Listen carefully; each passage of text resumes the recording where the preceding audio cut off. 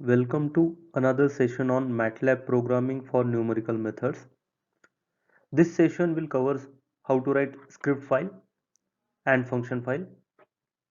Along with that, we will be covering few more comments, input, fprintf, display.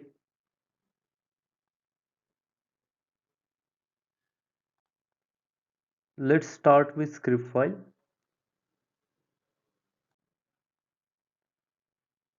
You can create a script file by going to home, then click on new script. This is called as the editor window. Whenever you deal with a program having number of lines of code, you should be writing a script file or function file. That is written in the editor window. Generally, we start our code with few information regarding our program. Now, those information should be written as a comment.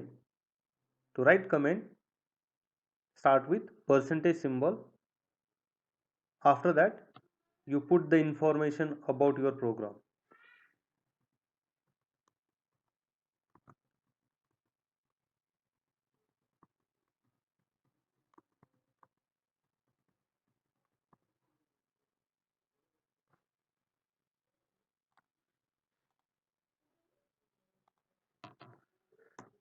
It is good practice to write your script file with beginning clc command, then clear or clear all.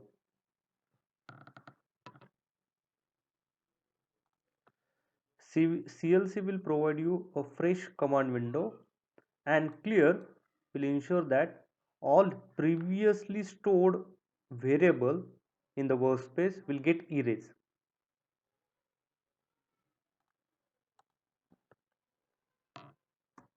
Next, we will see a input command.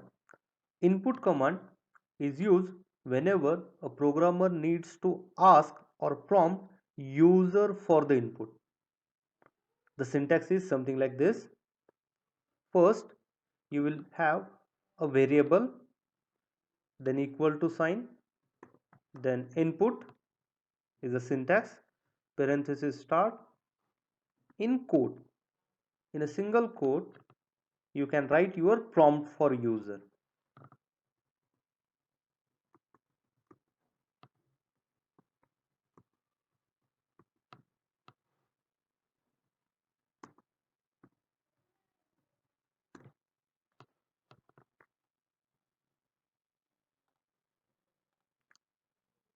Whatever you write within the single quotation will be get displayed in the command window.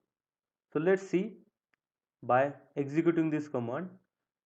So to execute this editor or script file, go to play button or click on F5. Now remember, we haven't saved this file. You can go and save this file by this, or directly if you press F5 or run, he will prompt you, MATLAB will prompt you to save the file. Now I'll go and select the directory, desired directory.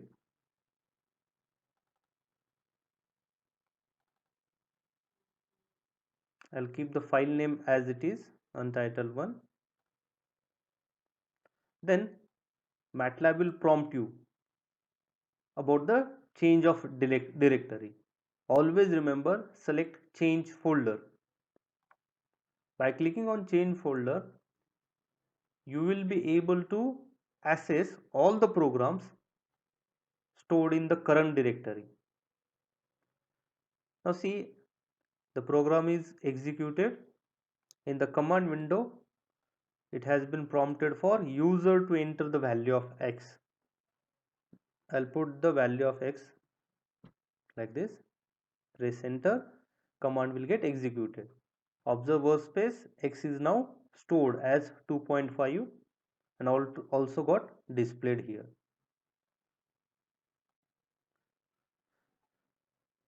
So one information regarding this editor window, which will help us or help the coder.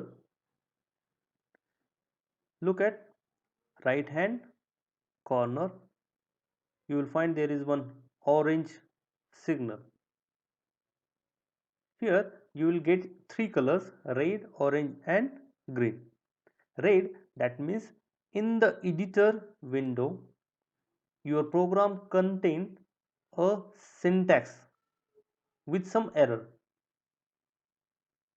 Then if the color is orange, that means there is small error in the syntaxes,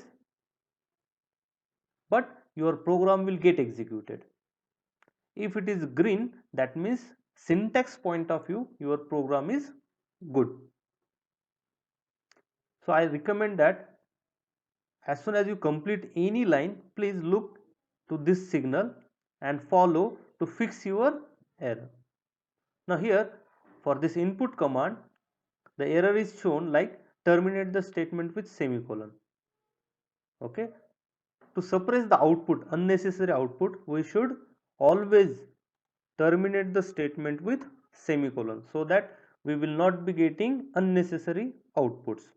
So if I again execute this command,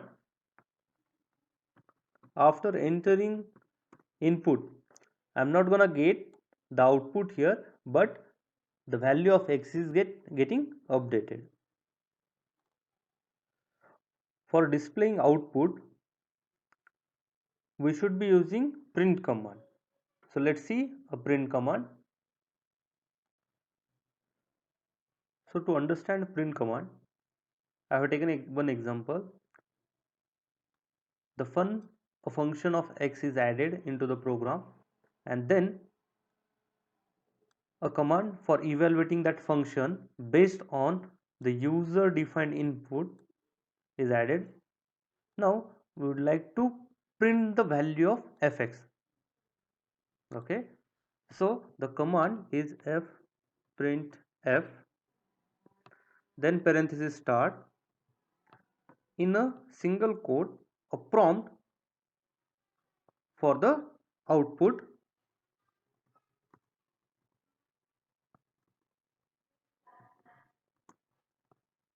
a point for float percentage f,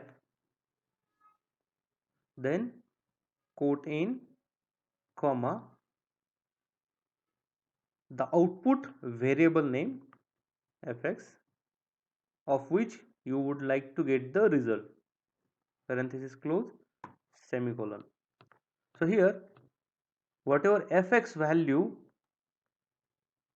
in the memory, that will get floated in place of percentage f. So I'll execute this.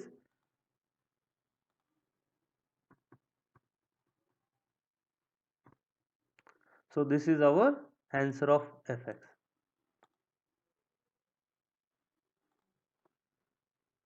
Now we will do small modification in the print command, which is required in some cases for numerical methods. So most of the time we need to provide output with only 4 to 5 decimal places.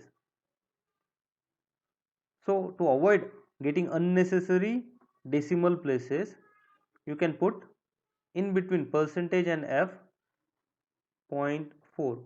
Okay, so that means after point or decimal there should be only 4 places for the answer. Now let's try.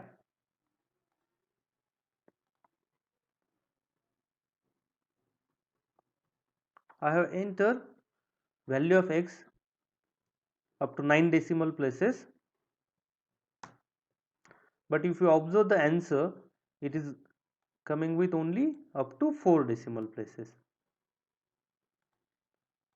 Next you will observe that in the command window, 2 greater than sign, that means command prompt, is right after the answer. So to avoid this, to go for new line, before the single quote ends, put backslash n. It will create a new line.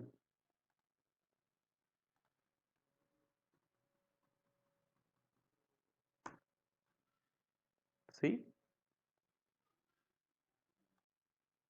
if you have more than two variables that to be added into your result for print, so you can modify your fprintf command like this.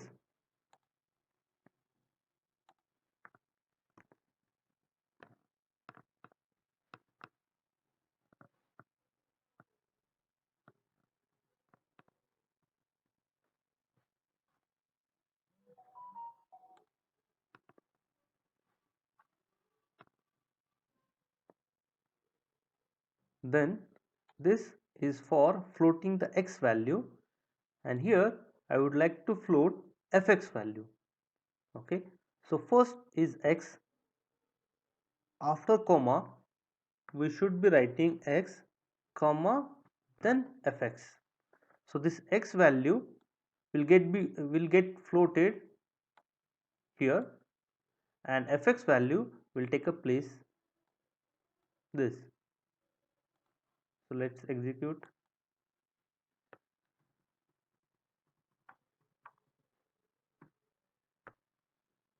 So first point and second variable. So like this you can add number of variables, or you can float number of output. If you are dealing with only single variable to be displayed, you can go for a display function. So I'll add this. So in place of this, if I would like to have only fx displayed, so just write dsp disp parenthesis start the variable name and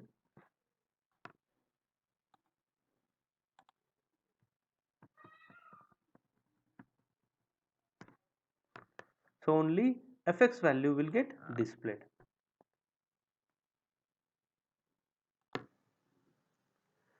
Function file and script file both contains MATLAB statement. The difference between these two are function file have input and output parameter both. You can call function file from the command window and provide the inputs on the same line. The script file can only operate on the variable which are hard coded into that script. Now let's see how to prepare a function file.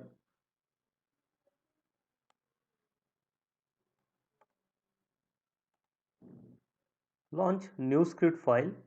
I am going to use the earlier data only. Now whenever you start writing a function file, the first line of a statement except comment should be like this: function, then in square bracket the output required out of that function equal to, then the name of the function. I'll put trial1 as a function name, then parenthesis start the input for this function. I'll use x as the input variable. So remember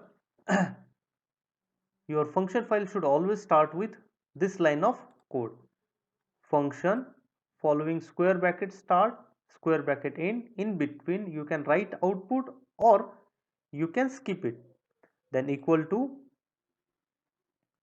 after equal to name of the function. Remember, this should not conflict with the default syntaxes commands in the MATLAB.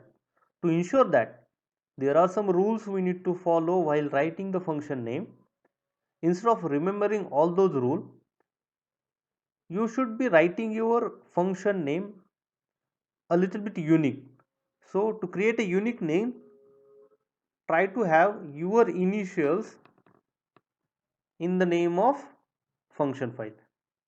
The blank spaces are not allowed. You cannot start a function name with a number, and it should be unique. So just follow this methodology. Use your initial to identify your function, underscore, then a short information about that program, then parenthesis start, the input, or you can have more number of inputs here, parenthesis close, enter. After that, our earlier code was like this. We would like to evaluate this function with the value of x. Now here, as the x is given into the function file, there is no need to have a user prompt. You can erase that. Okay, then also we are going to display the function output here by fx. No need to print also. So this will become your code. We will execute, but before that you save the file. Now take one precaution: whenever you save a function file, make sure that the function name and the file name should be same. Do not change this. Click on save. I'll run this. So we forgot to provide any input. Now I'll call that input in the command window, parenthesis. It requires x value. I'll put some value of x, parenthesis close, enter. So our answer is minus 15.49, and that will be the same for fx. If you look at the workspace, you will find fx value